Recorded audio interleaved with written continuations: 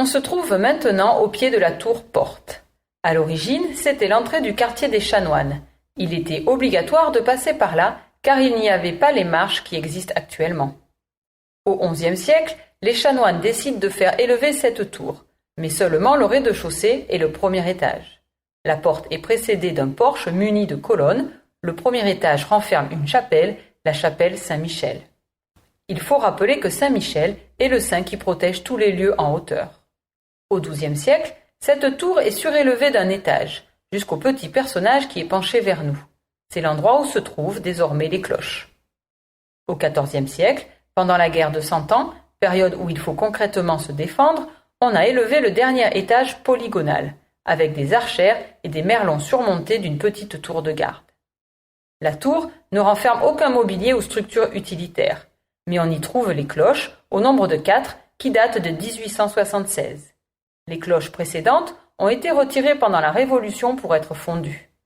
Seule celle qui se trouvait tout en haut de la tour n'a pas été confisquée.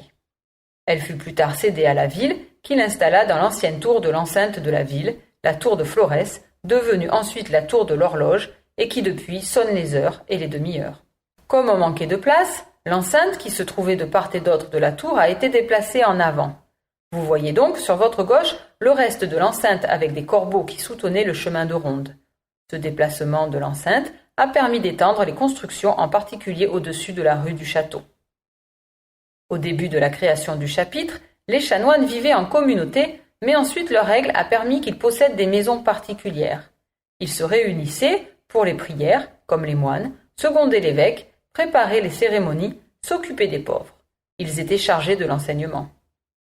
Regardez en face de vous au numéro 2, une porte généralement ouverte qui vous permet d'entrer dans la cour d'une ancienne maison de chanoines, la maison de Sanzon. Cette maison est actuellement une propriété privée, achetée en ruine il y a 35 ans et restaurée progressivement.